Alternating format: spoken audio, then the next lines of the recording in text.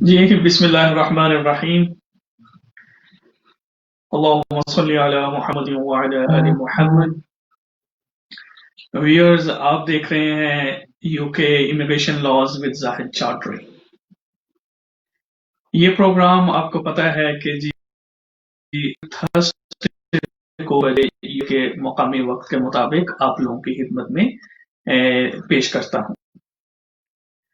दो उम्मीद हूँ कि आप सब खैरियत से होंगे और अल्लाह ताला से दुआ है कि अल्लाह ताला आपको तमाम तरह की आफात और बलियात से महफूज रखे।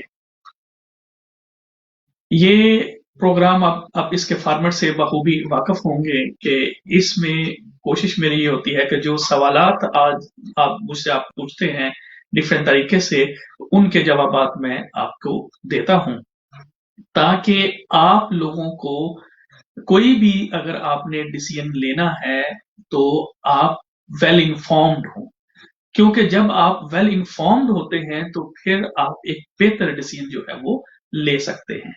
इसलिए कोशिश ये होती है कि ये जो प्रोग्राम है, क्योंकि ये आप लोगों के सवालात की रोशनी में तरतीब देता हूं ताकि आप लोगों को ज्यादा से ज्यादा फायदा जो है वो हो सके। जिन लोगों ने अभी तक ZMC TV यूट्यूब चैनल जो है वो उसको सब्सक्राइब नहीं किया या फेसबुक के ऊपर ZMC नेटवर्क को फॉलो या लाइक नहीं किया, तो उनसे दरखास्त है कि वो यूट्यूब में और फेसबुक में ये जो मेरा चैनल है इसको आप सब्सक्राइब करें, फॉलो करें, लाइक करें, ताकि मेरी आने वाली तमाम जो लाइव वीडियोस हैं वो बगैर किसी डिले के, ताखीर के आप लोगों तक पहुंच सके और आपको और आपके गिरदो नवाब में जितने भी लोग हैं उनका इससे फायदा हो सके और आप जो हैं वो गलत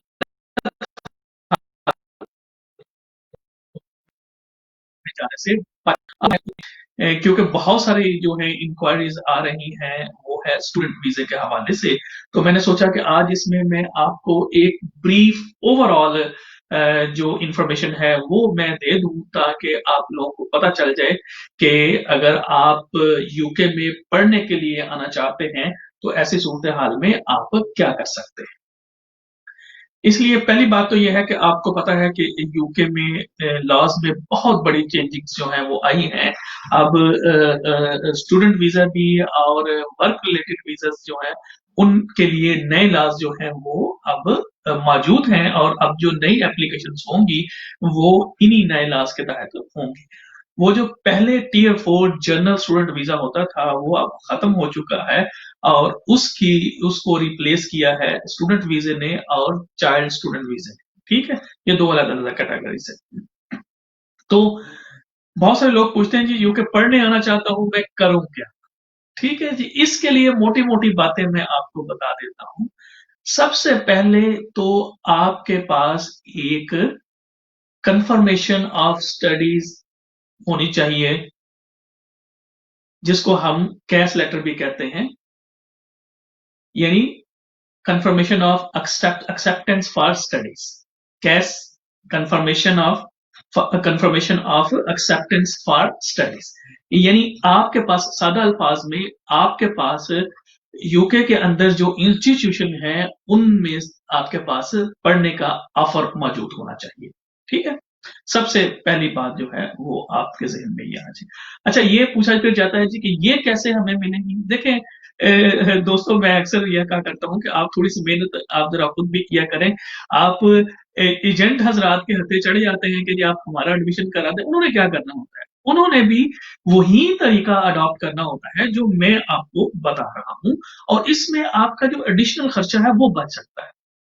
अब क्योंकि तमाम भी जो यूनिवर्सिटीज हैं यूके के अंदर, उनके जो प्रोस्पेक्ट हैं वो सारे के सारे अब ऑनलाइन मौजूद हैं और सारा एडमिशन का जो प्रोसेस है वो ऑनलाइन मौजूद है। तो आपने क्या करना है, जिस सब्जेक्ट में भी आप इंटरेस्टेड हैं उन यूनिवर्सिटीज को आप जो है वो शॉर्ट लिस्ट करें और फिर उनको आप ईमेल्स करें कि आप वहां पढ़ना चाहते हैं। ठीक है, तो ये एक है।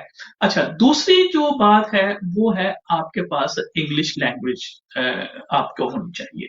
ठीक है जी, वो क्या होना चाहिए, लोग ये अक्सर जनाब मुझसे पूछते हैं। अब इसमें जो अगर तो आप डिग्री लेवल या उससे ऊपर का लेवल है, तो फिर आपको यूके के मुताबिक जो है वो B2 लेवल जो है वो आपको करना पड़ेगा।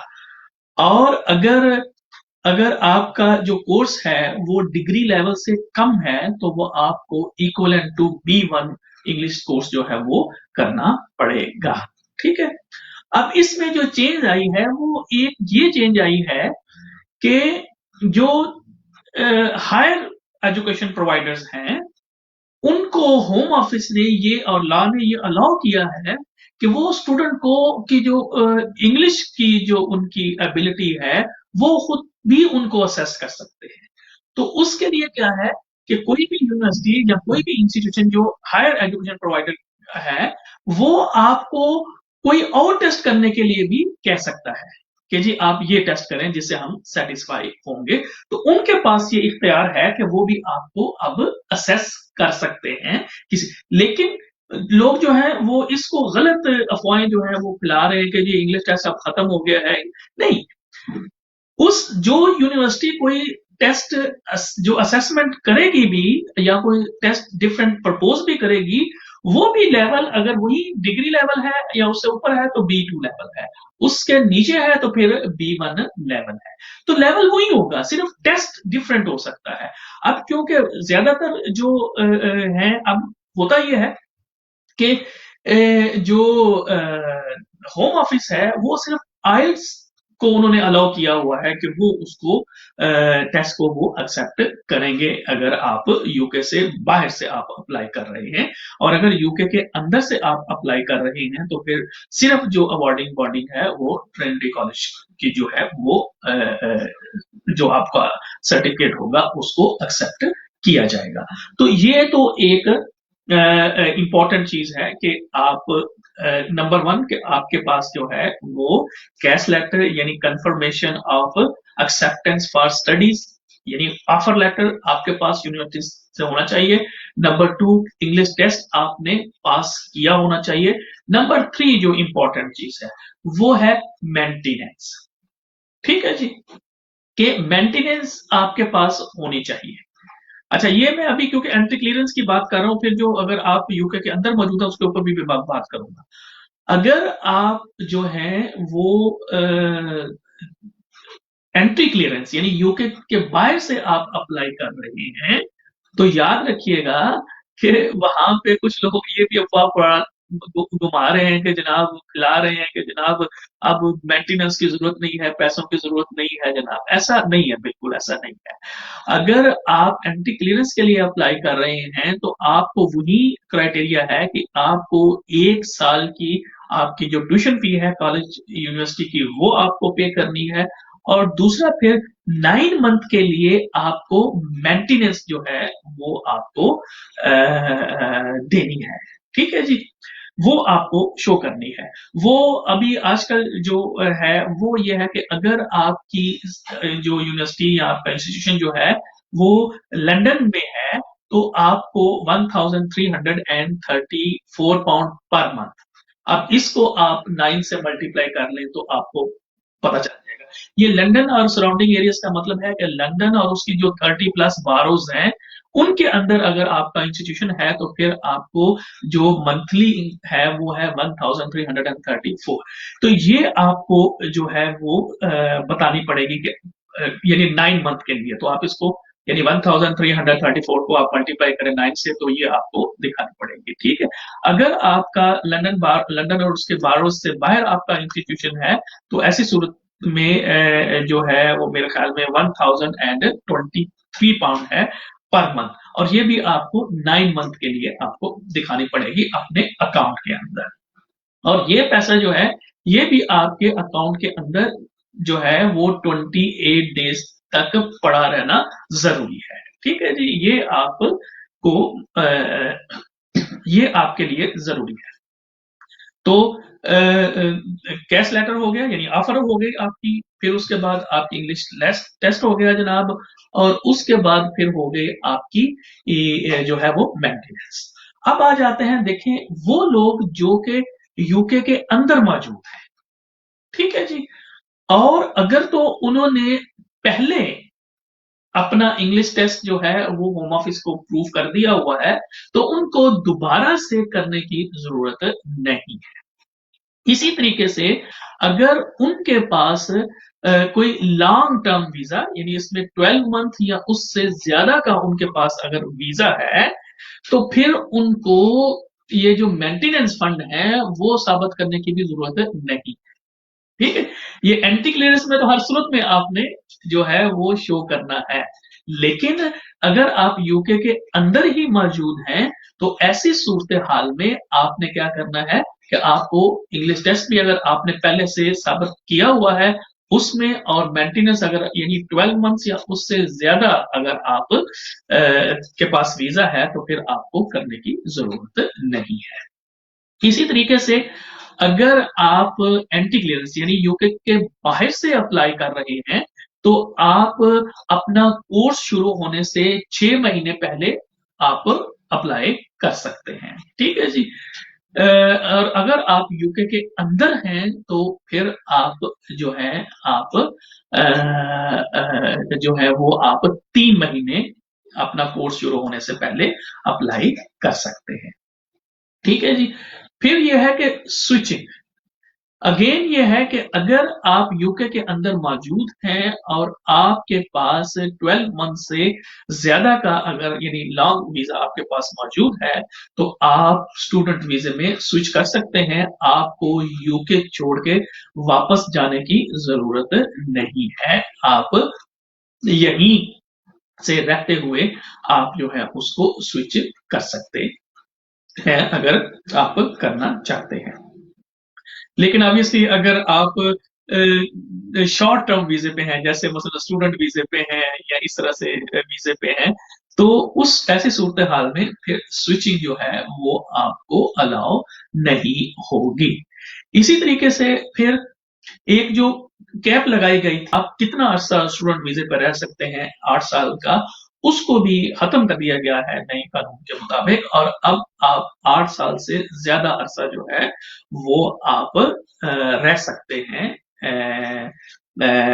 स्टूडेंट वीजे के ऊपर भी। तो इसका मतलब ये हुआ कि आप अगर 10 साल रहना चाहें तो आप 10 साल भी रह सकते हैं, और उसके बाद अगर आप 10 years लॉफुल रेजिडेंसी जो है उसके तहत अगर आप अप्लाई करना चाहते हैं, तो वो भी आप कर सकते हैं। और आपको पूरी आजादी है, क्योंकि ये जो एक जैसे से मैंने कहा कि ये भी एक पहले मौजूद था कि आप 8 साल से ज्यादा नहीं रह सकते, तो इसको भी अब नया जो चेंजिंग आई है उसमें ये भी उनको किया गया है। ठीक है जी। इसी तरीके से जी, और मेरे ख्याल में सारी चीजें जो हैं वो मैंने डिस्कस कर ली हैं, आपको मैंने स्टूडेंट के हवाले से बता दिया है। अगेन ये है कि जो आप अगेन अगर आप अपने डिपेंडेंट को, अपने पार्टनर को साथ ला के लेके आना चाहते हैं, तो वो लेके आप आ सकते हैं, उसमें किसी किस्म का कोई उस तरह से नहीं है। हाँ, ऑब्वियसली जो मेंटेनेंस फंड और जो इमिग्रेशन की फीस होगी वो तो उसी तरीके से आपने अप्लाई करनी है, लेकिन अगर आप उनको लेके आना चाहते हैं तो आप उनको लेके आ सकते हैं।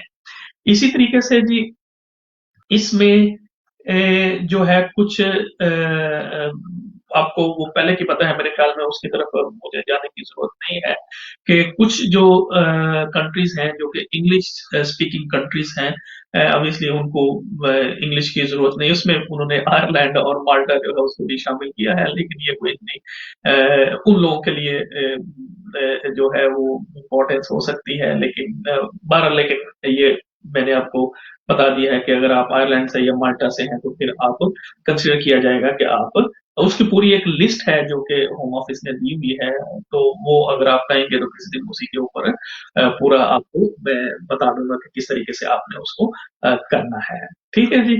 और ये अगेन जिस तरह से मैंने बता दिया है कि अगर आप यूके के बाहर से अप्लाई कर रहे हैं, तो आप अपना कोर्स शुरू होने से 6 महीने पहले तक आप अप्लाई कर सकते हैं। यूके के अंदर से अप्लाई कर रहे हैं, तो फिर आप जो है वो 3 महीने पहले आप अप्लाई कर सकते हैं।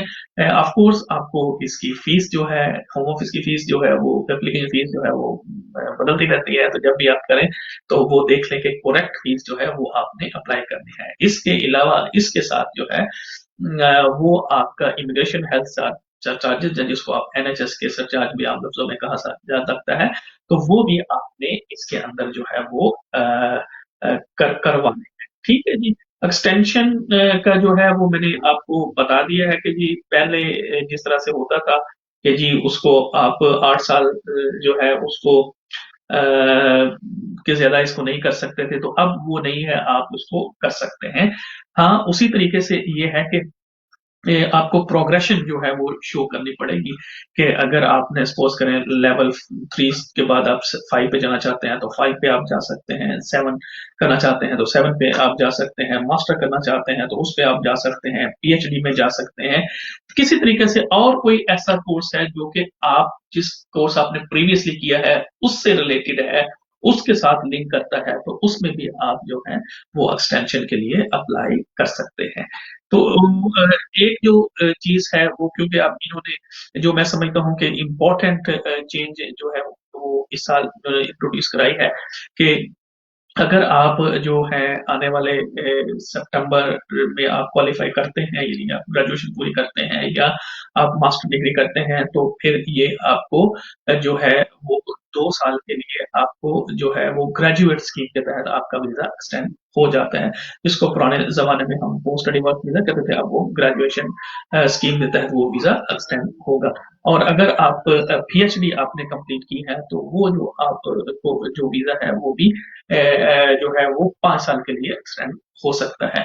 और उसमें जो इम्पोर्टेंट बात है कि आप कोई सा भी काम करना चाहें तो वो आप काम कर सकते हैं, उसके लिए आपको किसी किस्म के एम्प्लॉयर जो है उसको लेने की जरूरत नहीं होगी, कि आप कोई भी काम जो है वो कर सकते हैं। उसके अलावा अगर आपको कोई ऐसा एम्प्लॉयर मिल जाता है जो कि स्पॉन्सर्ड है और आप उसमें जाना चाहते हैं, आपको स्विच करना है, तो वो आपकी मर्जी है, लेकिन आपका काम करने से पहले जरूरी नहीं है कि आप एम्प्लॉयमेंट से उसी एम्प्लॉयर के साथ लें जिसके पास होम ऑफिस का लाइसेंस है। तो ऐसा अब ये क्योंकि बहुत एक अच्छी अपॉर्चुनिटी है, और मैंने देखा है कि अब थोड़ा ट्रेंड अगेन, पीछे तो बिल्कुल पाकिस्तान और वगैरह से लोग आने जो है, स्टूडेंट आने जो है वो बंद हो गए थे, क्योंकि वो ये समझ रहे थे एक तो ये है कि ये अब सेटलमेंट की तरफ लीड नहीं करेगा, और दूसरा फिर ये है कि हमें जॉब भी नहीं मिलेगी, और ये सिलसिलाकार।